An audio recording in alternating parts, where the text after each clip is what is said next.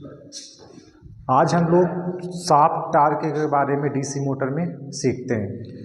Previous class में हम लोगों ने आर्मेचर टार्क देखा, बैक ईएमएफ देखा और इसमें रिलेशनशिप देखा।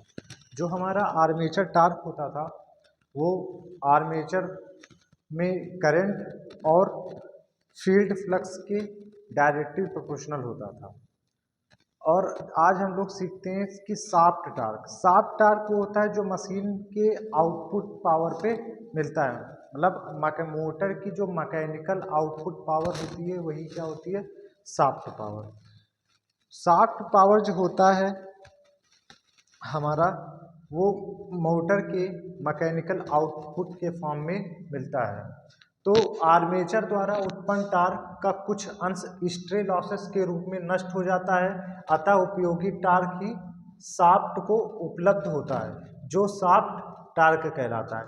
शाफ्ट टार्क वो टार्क होता है, जैसे मान लो आपकी मशीन चल रही है तो मशीन में क्या होता है, कुछ बेयरिंग लॉसेस और फ्रिक्शन लॉसेस होता है, जिसके कारण जो नेट टॉर्क होता है, मतलब जितना टार्क होता है उतना टार्क हमारी मशीन के आउटपुट पे नहीं होता, क्योंकि कुछ ना कुछ क्या होता है, लुब्रिकेंट के कारण उसमें कुछ कमी हो जाती है, जिससे लॉस्ट हो जाता है कुछ टार्क का। अगर मान लो 100 न्यूटन मीटर का टार्क मशीन द्वारा उत्पन्न होता है तो बेयरिंग और फ्रिक्शन विंडेज के कारण हमें आउटपुट पे 95 न्यूटन मीटर का टार्क मिलेगा, यानी 5 न्यूटन मीटर का टार्क क्या हो गया, उस फ्रिक्शनल लॉसेस के रूप में खत्म हो गया।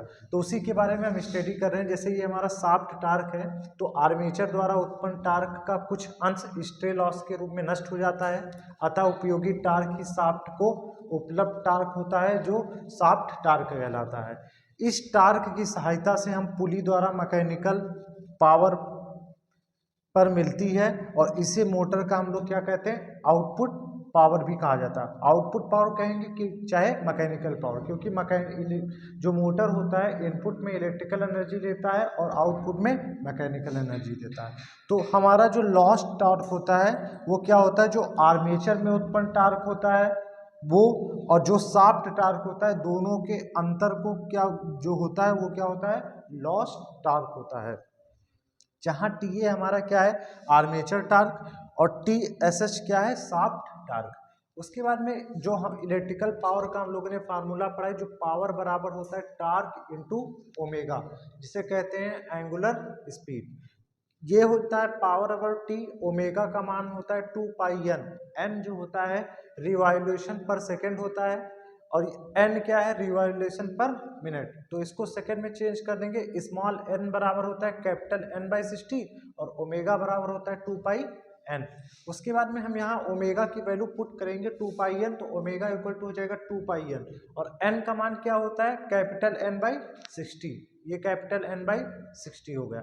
हम जानते हैं कि मशीन में जो 1 हॉर्स पावर होता है, हम मोटर की जो क्षमता होती है, कैपेसिटी जो नापी जाती है, किसमें नापी, हॉर्स पावर। तो 1 हॉर्स पावर होता है इलेक्ट्रिकल में 735.5 वाट, और 1 वाट जब निकालेंगे यहाँ से 1 बनाने के लिए इसको इसके बटे में भेज देंगे, तो 1 वाट बराबर 1/735.5 हॉर्स पावर। ये किस में होता है, मीट्रिक में होता है। और 1 हॉर्स पावर बराबर 746 वाट किस में होता है, ब्रिटिश में होता है। तो हम लोग इलेक्ट्रिकल में क्या देखते हैं, मीट्रिक में। तो मीट्रिक में 1 हॉर्स पावर बराबर कितना होता है, 735.5 वाट। फिर यहाँ से इसी पावर के फार्मूले पे जहाँ टी है वहाँ ऐसे शाफ्ट टार्क लिख देंगे, 2 पाई एन रख देंगे, यानी इस वैल्यू में अगर हम 735 के डिवाइड कर दें तो यही पावर हमारी किस में कन्वर्ट हो जाएगी, इलेक्ट्रिकल पावर, हॉर्स पावर।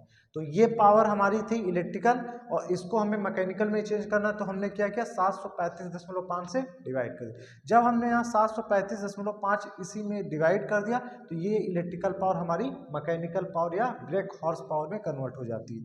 अब यहाँ से हम शाफ्ट टार्क का इक्वल करेंगे, तो टी शाफ्ट बराबर इस हॉर्स पावर को हम कहते हैं ब्रेक हॉर्स पावर, और ये हो जाएगा क्रॉस मल्टीप्लाई करेंगे 60 इंटू 735.5, और ये जो डाटा है 2 पाई एन, ये क्या आ जाएगा, इसके बटे में हो जाएगा।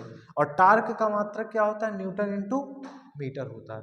तो जो ये ब्रेक हॉर्स पावर है, यहाँ टी शाफ्ट आपका क्या हो गया, शाफ्ट टार्क, और ब्रेक हॉर्स पावर क्या, तो मोटर द्वारा उत्पन्न मैकेनिकल पावर जो एचपी में दिया रहता है। कि मोटर की जो पावर होती है एचपी में होती है। जैसे कितने हॉर्स पावर, 1 हॉर्स पावर का मोटर होता है, हाफ 1.5 हॉर्स पावर का मोटर है, या आधा हॉर्स पावर का मोटर होता है। एन क्या है, rotation of shaft in RPM, मतलब जो शाफ्ट का घूर्णन है आरपीएम में। और न्यूटन मीटर में, 1 न्यूटन मीटर जो होता है आपका वो किलोग्राम मीटर इंटू 9.81। अगर आपका टार्क किलोग्राम मीटर में दिया गया है और आपको न्यूटन मीटर में बताना है, तो उस किलोग्राम मीटर को 9.81 से मल्टीप्लाई कर देंगे तो हमारा क्या हो जाएगा, न्यूटन मीटर में बदल जाएगा। ये था हमारे डीसी मोटर में जो शाफ्ट टार्क होता है उसके बारे में स्टडी। तो हमारे मोटर में जो टार्क थे उसको हमने सीखा, एक आर्मेचर टार्क था, एक शाफ्ट टार्क हो गया, एक लॉस्ट टार्क हो गया। तो लॉस्ट टार्क जो हमको मशीन में मिलता है वो आर्मेचर और शाफ्ट टार्क के घटाने के बाद में मिलता था। ये था हमारे टार्क के बारे में एक छोटा सा discussion. Thank you for this.